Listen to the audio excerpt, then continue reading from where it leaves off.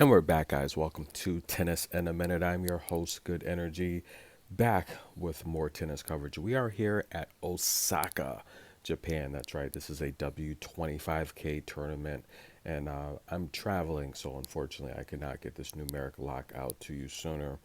This is a numeric lock. We have Kaija Haruka. She's 29 years old from Japan. She's taking on Sarah Saito, who's only 16 years old, guys.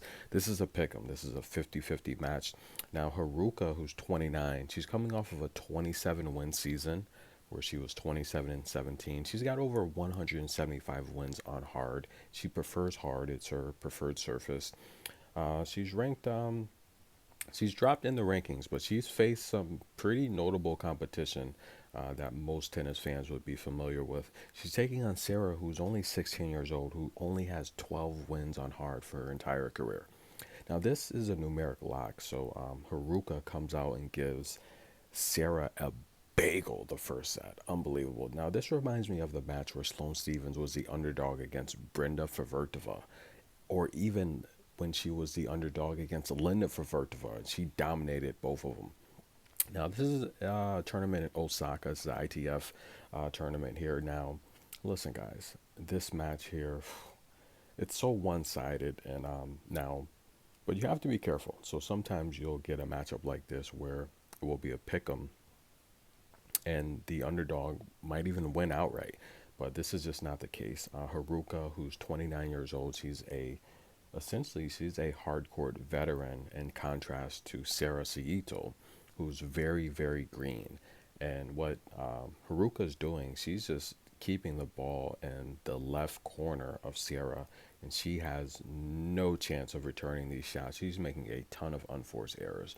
But by the way, speaking of Osaka, Japan, Naomi Osaka announced she will return at the next Australian Open.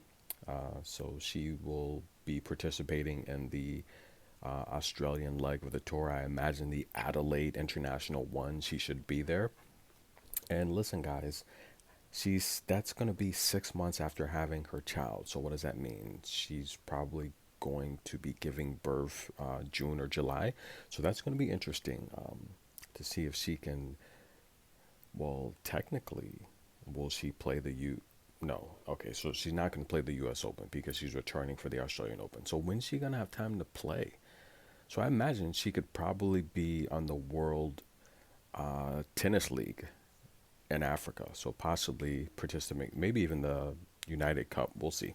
But nonetheless, guys, in terms of the main tour, the top five as follows: the race to the finals. Sabalenka, number one with 3,500 points.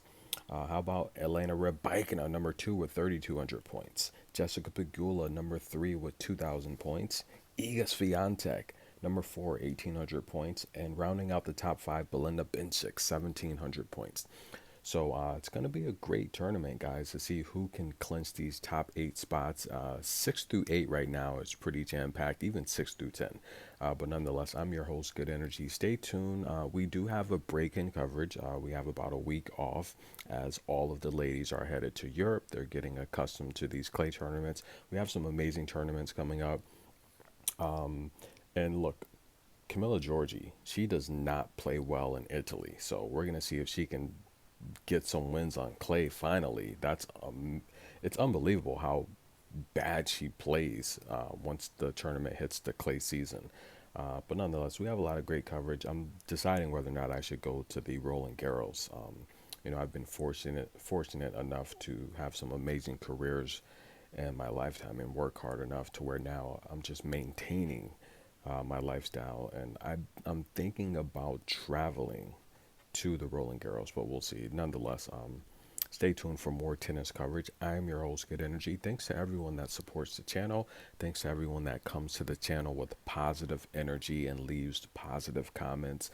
I tell you, I think right now, this has just been the best stretch of positive feedback, and I appreciate all of you guys. Thanks for the love and support.